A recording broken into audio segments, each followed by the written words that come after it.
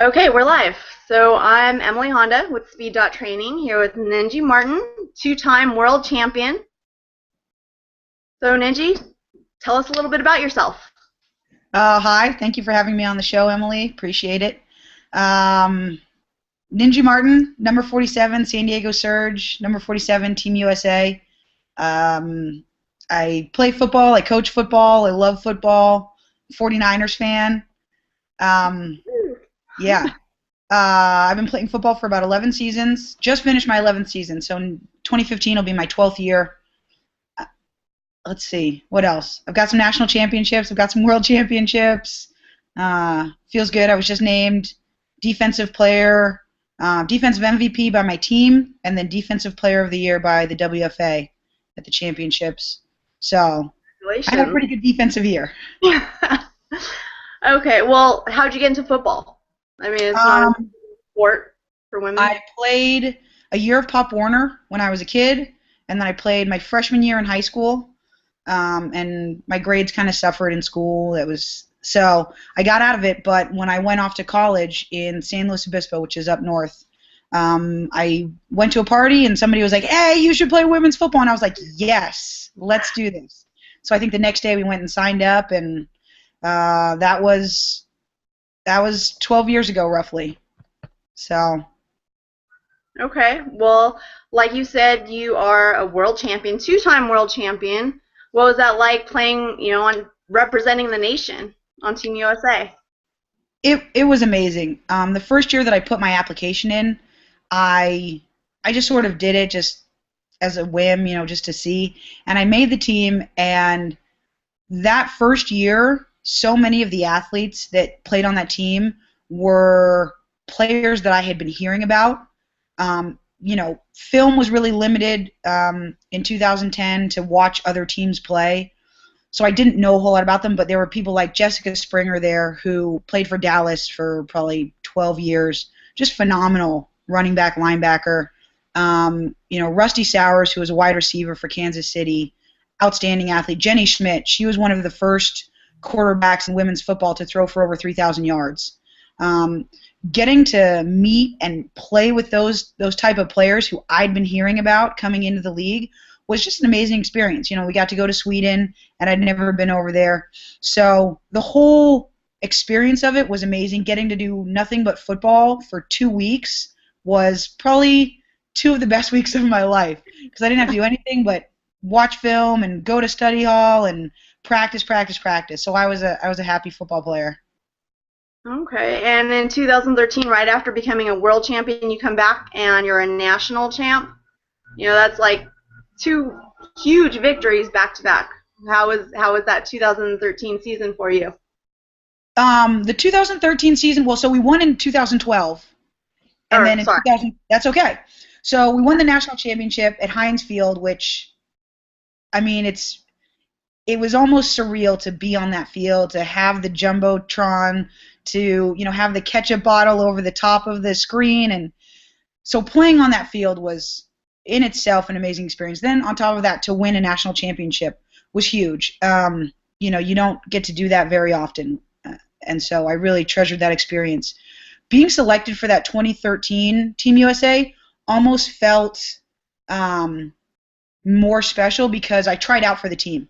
In 2010, they had people submit applications, and then you were selected based on the coaches watching film and interviewing people you'd work with and played with. And in 2013, they actually had us all try out. And so I got to go out and compete against people that I was going to be playing with.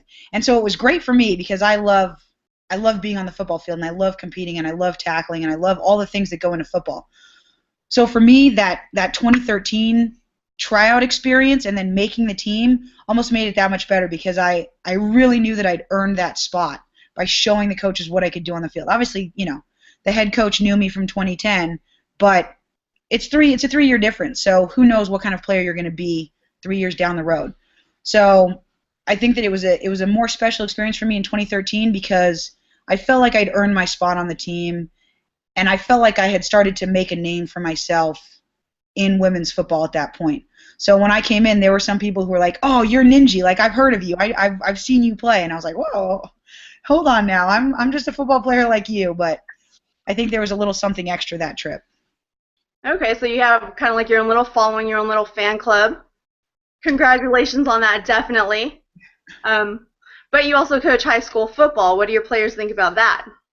My players love it. I don't I don't advertise it a lot to them, but of course they are the multimedia generation, and so I came to practice one day and they had all found YouTube videos of me. And so they're like, "Coach, you're such a bad, you go out and you stiff arm people and you hit people and blah blah." And I was like, "Where did you guys find all this stuff?" And they're like, "YouTube. Oh man, Coach, you're." And I was like, "Wow, okay." So they love it. I think that they respect it because I'm still close to the game. Some of the coaches that we have played 30 years ago, and it was just a different game 30 years ago. You could grab kids by their face mask. You could keep them from getting water. You could practice for 6 hours in one day without a break. And now CIF has more rules and regulations to help, which is fine. It's how the game is changing. But I think for them to know that I'm still that close to the game that, during spring football when we're practicing, I have to leave practice at a certain time to get to my practice. So when I say, guys, don't cut sprint short, I don't do it. They know that I'm not talking 30 years ago. I'm talking last night at my practice. I was running suicides. So I think it's just a different level of respect that I get from them. But they all love it. They all respect me as a coach. So I love coaching, and I'm excited. This is my 7th season coaching, so hopefully decades to come. Right, definitely, because, let's be realistic. You've played longer than a lot of other coaches in these leagues, in these high school leagues. You definitely have earned that respect. So like you said, you've coached for about 7 years now. So if you could remember back and think back to when you first started, and I know you did coach a lot of these kids in younger leagues. Was there any adversity from either faculty members, other coaches, any of the kids, parents? I started out in youth football. So I started out, and the first meeting I went to, they said, "Okay, we're going to have you coach like the little kids, it's basically herding kittens, like 7, 8, 9. Their attention span is, ooh, and they just, a butterfly will distract them and the play is just shot." So originally they were going to have me do that. We had basically like a combine, and I got put in charge of a drill, and they realized that I knew football and that I knew how to talk to players. And so I ended up with the 7th and 8th grade team. And that for me was a great experience. I think I had a couple dads that first year who were kind of like, "Hold up, there's a lady coaching our boys." And after seeing me coach and after meeting me, they realized that I was a football player and I knew the game. And so a lot of the parents actually would help get me into the high school. So I did youth football for 2 seasons, and then I got a job at Mission Prep High School. And a huge part of me getting that job was parents from my 7th and 8th grade team whose sons were going to be freshmen saying, "You have to bring Coach Martin in. She knows what she's talking about. She's a great asset. All of our kids love her." And so that's what got me into the high school. So I really never had any sort of really strong pushback against me coaching, but I also came in knowing what I was talking about. And that's the biggest thing that parents and players and other coaches respect, is if you know your X's and O's, if you know how to talk football, if you're confident about it, they respect you. So. Okay. Yeah, I definitely agree with that. So there was no faculty members, nothing? No, I was a little surprised because I was hired on at a Catholic high school. And so I was kind of like, there's going to be somebody who doesn't like it or, writes a letter. But I think partly because it was a smaller school and I had so much support from the parents that there was no room to argue. I was a known commodity, and I'm pretty likable. So, it made it easy. Everybody that I met, I could talk to them. I could let them know what my goals were, sort of what my plan was for everything. And So I never really had any conflicts or issues with faculty or parents or players. So I've been really lucky in my coaching career. Okay. Was there ever a time where you felt like, oh my gosh, I'm one of the very few female coaches out there. I need to prove myself somehow. I read about how you let your kids, you kind of go out there, you play around with them a little bit. I do. Those first 2 seasons that I coached, I actually strapped on the shoulder pads and I did blocking drills with my linemen. And it was great. They loved it. I loved it. The parents kind of got a kick out of it. And I think that was one of those things that early on in my coaching career sort of let people know that I was the real deal. When I was able to go out there and, I mean, I'm dealing with 7th and 8th graders, so I was a lot stronger than 99% of them. I had a couple man-child athletes, but there was nobody that could beat me. And so they realized that I wasn't just talking. I could actually say, do as I do, not just do as I say. I now don't put on the shoulder pads, but I will do drills with them as far as, being a body, getting hits on them. If we're doing at San Diego High School, we have a much smaller roster. So if we're doing drills where I need my receiver to have someone jam them, I'll be that person. I'll jam them off the LOS and I'll force them to get into their route. And if they go soft, I'm going to try and knock them on their butt. They don't get any better by being allowed to get away with, half-assing it. So I try, when possible, to let them know that I still know the game and that I am still competing. But I don't put the shoulder pads on anymore. There's just not enough time in our practice to have fun like that. Okay. And being a female coach, I know that I read that one of the obstacles you had to overcome was the locker room. You have to, male coaches don't have to think about that. You have to give them a warning or whatever it is before going into the locker room, before games, whatever it is. Do you still have, obstacles like that? Is that still an obstacle for you? It's a little less of an obstacle this year. When I was at Mission Prep, our coach's office, you had to walk through the locker room to get to the coach's office, so I either had to get in there really early and leave right before practice, or I just stayed out of the coach's office. So that was kind of an issue, but right now at San Diego, we have a separate coach's office, we have a separate locker room, so for the most part, it's not an issue. There are some aspects to being a female head coach that make it difficult, and that would be one. I don't usually go in and give a pregame speech. The high school that I'm at, we're not super football friendly, and so the kids get out with about 45 minutes to get changed and get warmed up before our home games. So there's not a lot of time for me to, give my long spiel and say, we're going to go out and we're going to run this, and we're going to punch them in the mouth, and we're going to... So I kind of, try and get them rallied up on the field. So I haven't had that issue in a few seasons, but it is something that I have to be conscious of if I do need to go into the locker room. Again, it's not as much of an issue right now, so I don't really think about it, but, it's a small price to pay for getting to do what I love. Okay, well, so you being a football player, working with these kids, do you have anything you can tell young athletes, parents of little girls, even little boys who want to get into football, any advice that you can give them as far as preparation mentally, physically for the sport? It's a tough sport. The biggest thing is going in and being coachable, a desire to work hard. If you don't want to get pushed around yourself, don't play football. Because especially when you're first learning, the only way you're really going to learn is by getting reps. And to get reps, you're going to get pushed around. You're going to get beat up a little bit because you're learning the game. You're learning how to be a football player.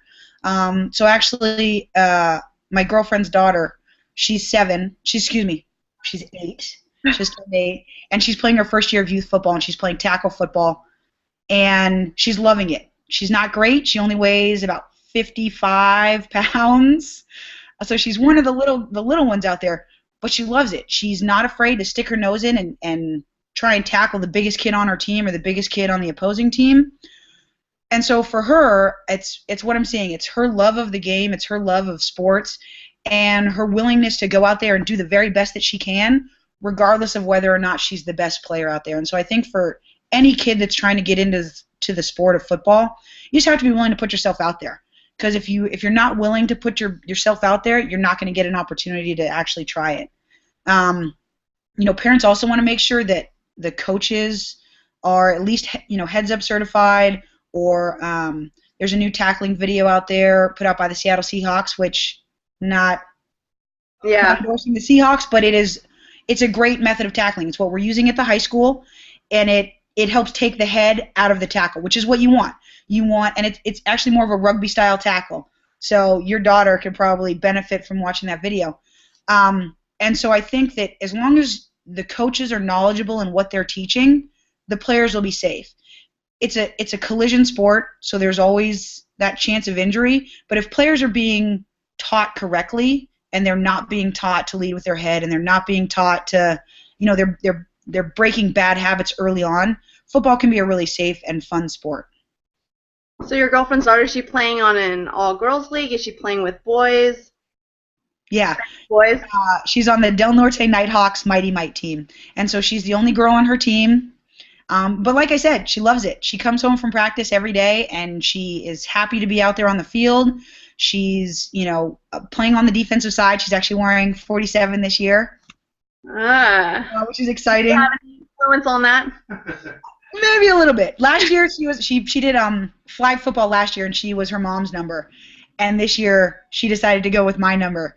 I can't say that I didn't get a huge smile when she said that she wanted to be 47.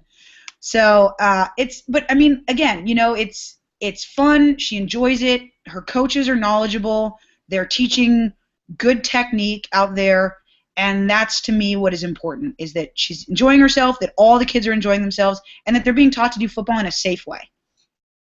Okay, and being that she's the only female on this team, eventually, with hormones and everything, it's gonna, she can't play with boys forever. Do you think? You can't. No. Yeah, I mean, some girls can. I have met, I've played with a number of girls who played through high school. The quarterback for the Chicago Force, Sammy Gersafi, played in Redlands. She was a varsity quarterback, and it is possible.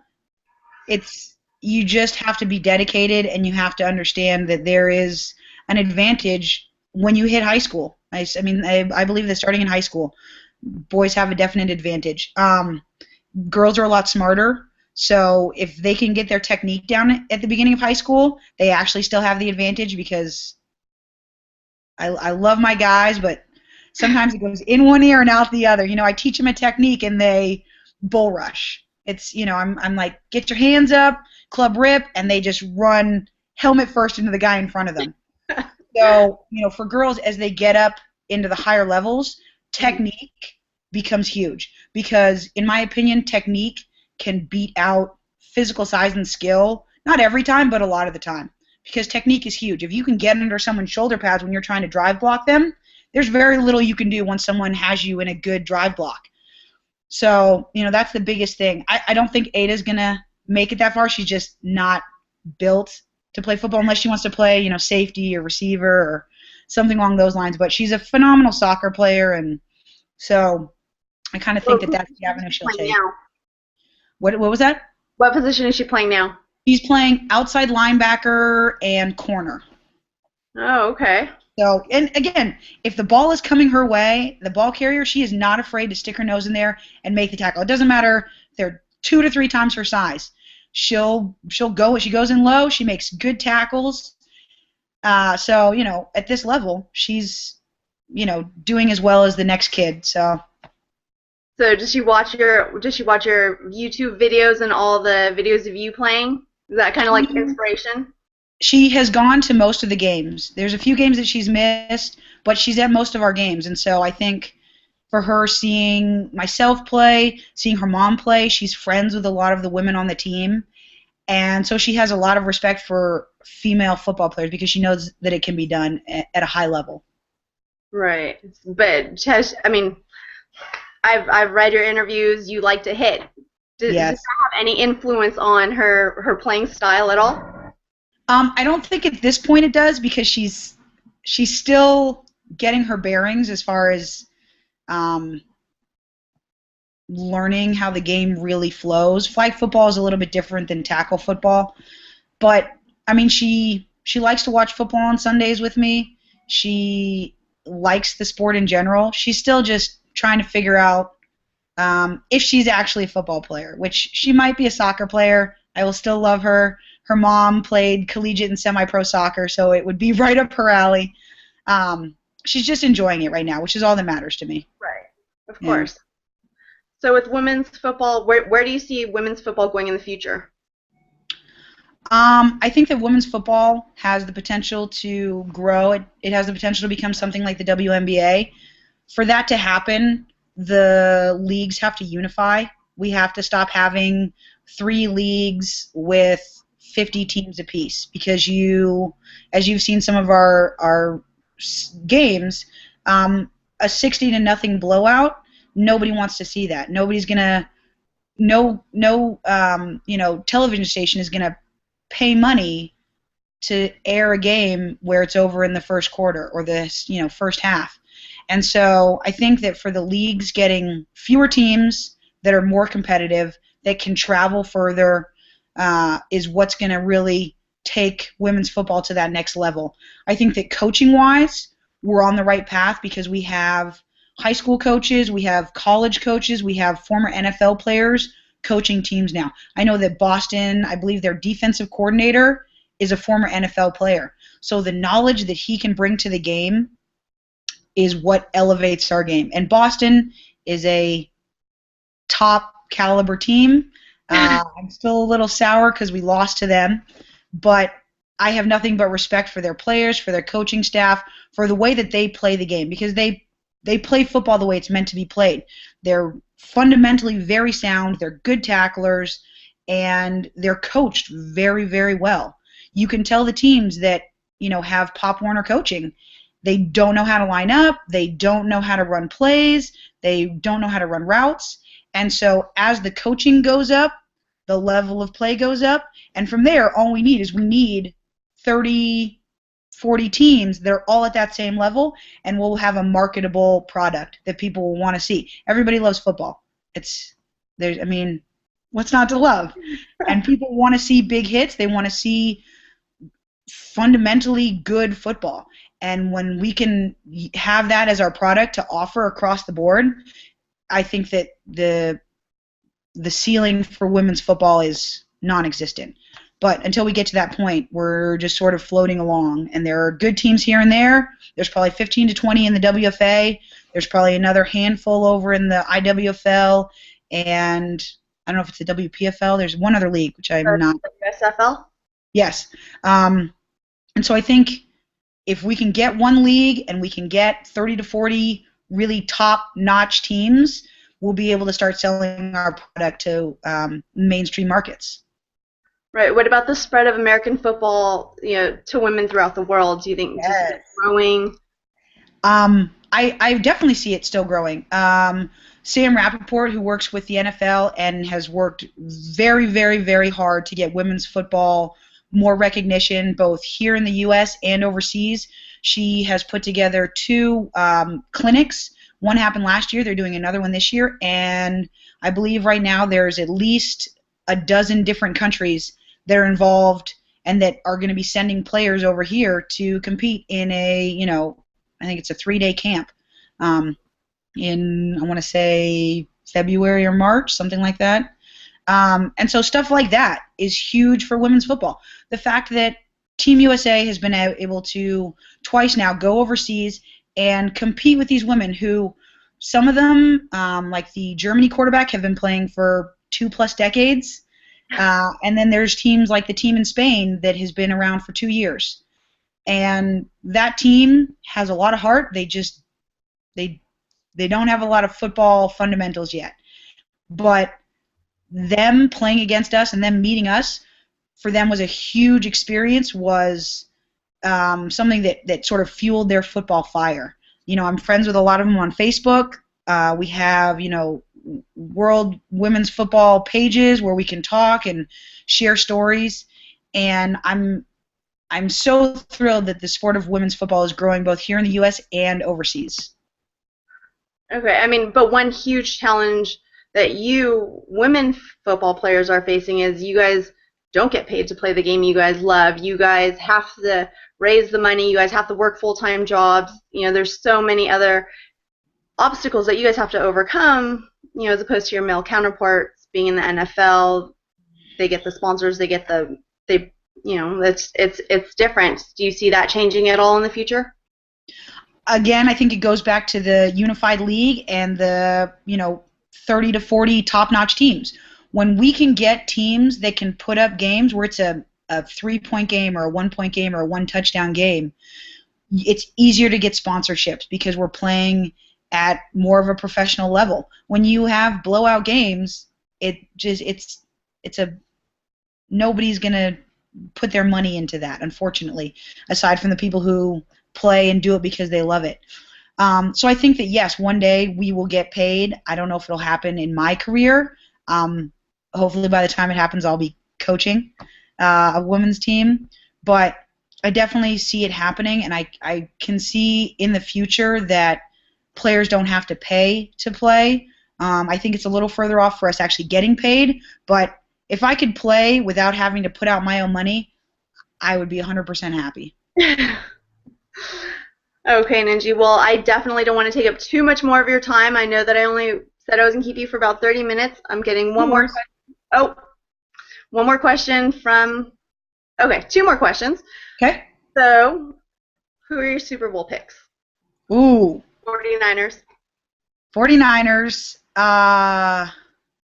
Who do I think has a good chance on the other side of the ball? You know what? I honestly think that Peyton Manning sort of has something to prove. He's got a chip on his shoulder. I think that last Super Bowl left a pretty sour taste in his mouth. I mean, for being 38, for doing what he's doing, the way he has shaped his game, I think I'm going to go with that. I'm going to go with that. 49ers over the Denver Broncos. Of course. And let's see, one more question. College national championships. Who are you seeing? I don't know that I follow enough college football to really make any sort of educated guess on this. I am a Stanford fan, so I'm going to go with Stanford. And I don't know. I'm going to say Stanford's going to take it all. Okay, fair enough. Wasn't ready for that one. Quite all right. Just, questions from other people. But, yeah, like I said, I don't want to take up too much more of your time. I definitely appreciate the time to us. Yeah, anything else? One last question. Yeah. For women, like, who aren't super athletic but want to play football, want to try it out, any suggestions for them? Go out and give it a shot. Good coaches will help make you better. As long as you're not afraid to get hit and to deliver a hit and you're willing to learn, football can be for everybody. I can't guarantee that someone who has no real athletic skills is going to get playtime, but if you want to go out there and you want to experience football and you want to have fun, join a team. I mean, in 2013, our coaches took a team of rookies and we made it to the playoffs. It's good coaching will get you as far as you want to go, in my opinion, as far as you're willing to put in the effort for. So, I think that everybody should play at least once. Just give it a go. It's fun. It's a good team sport, and, I love everybody on my team, from Dina Guidry, who is our MVP for the season, all the way down to, I can't even think of a name, but we had a girl last year who was not the greatest football player, but she had heart, and she gave it all she had every single play, and I 100% respected her and loved her and was happy to be her teammate. Okay, this really, really will be the last question. And I have nothing but time, so I'm not worried about it. Okay. You keep referring to good coaching. How are we supposed to know good coaching? Like, what signs, what should we be looking for? I think good coaches aren't gonna be cheerleaders. If you mess up, they're going to tell you what you messed up on, and they're going to tell you how to correct it. If you go to them, you should be able to go to them with questions. They should be trying every day to make you a better football player. If you are playing receiver and you run a really bad route and you don't catch the ball and they say, "Oh, that's okay, you got it next time," it feels good, but you're not getting any better. If they say, "Hey, we've got to make sure that we're, sticking our foot on that break, or we're shooting those hands and looking that football all the way in," that's good coaching. That's what you want. You want somebody who's not going to take it easy on you and who's going to really try and help you get better. That's what I try and do at the high school. We have players at San Diego High School who've never played football before, and so my goal can't be I'm going to win every single game and I've got the best players who are all going to play D1 football. I've got a bunch of guys who've never played before. I have to teach them how to be fundamentally sound football players. And so I very recently took over the varsity head coaching job at San Diego High School. And so my goal there, thank you, my goal there is to create competitive football players. And to do that, I have to make sure that their fundamentals are sound. I have to make sure that they're not getting away with running bad routes and not looking the football in and not stepping when they are, not my offensive line. I have to make sure that they're stepping the correct direction and they're firing off the football. Because if I allow them to be lazy, they're not going to get any better. We're not going to be competitive, and they're not going to feel like they're very good football players. And I think that's what it comes down to: is a good coach corrects your mistakes, tells you when you made a mistake, and then corrects it. Everybody knows in school you get a paperback that's corrected, because that's how you get better and that's how you learn, is through correction. Okay, so do you find that at the Pop Warner level there's a lot of coaches out there who are just trying to win games, not teach fundamentals, but just go out there and kind of throw the kids out there, not teaching them the fundamentals? I mean, what's your experience with that? Yes and no. It depends on the level that they're at. You see with the little kids, if the parents, you end up with a lot of parent coaches, which is where it's hard. So as long as their goal isn't winning, it's getting these kids to understand football and how to get in a three-point stance and how to, block somebody and tackle somebody. That's all you can really expect from that level. I think as you get into 7th and 8th grade, you get more coaches who expect these kids to have been playing and expect that they've gotten those fundamentals, and so they're more interested in winning.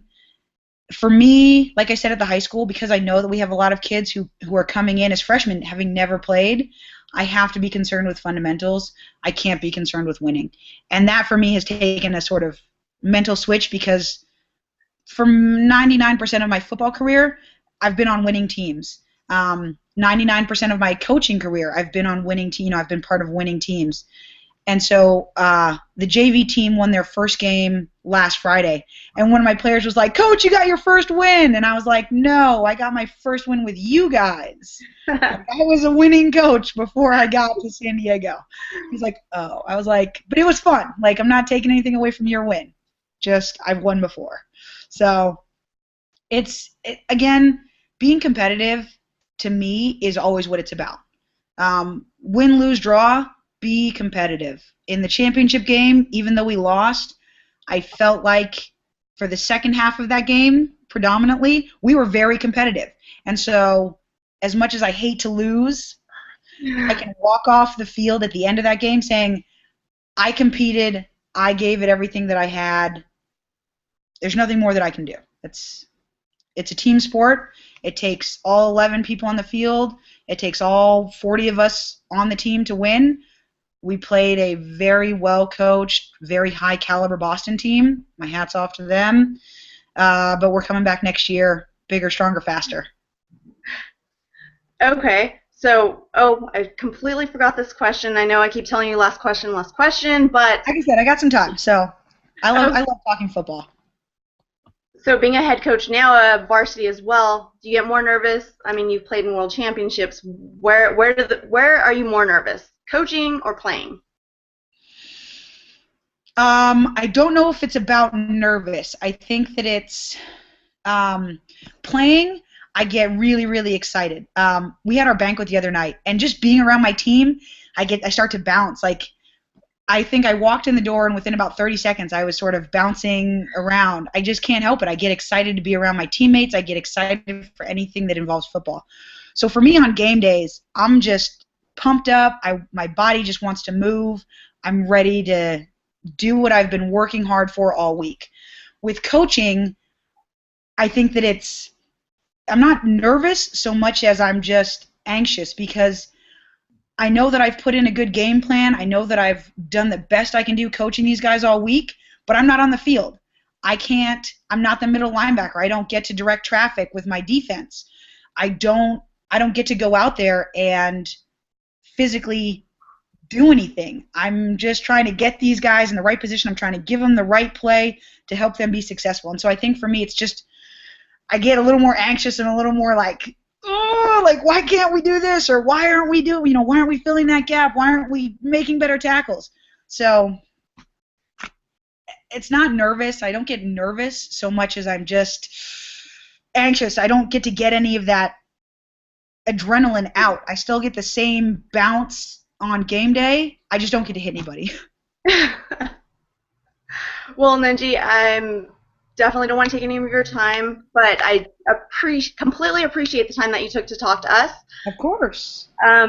Anything else that you have to say to these people who are watching, people who have taken the time, anything else? I would check out the San Diego Surge website. We're always looking for new players. We're always looking for sponsorships.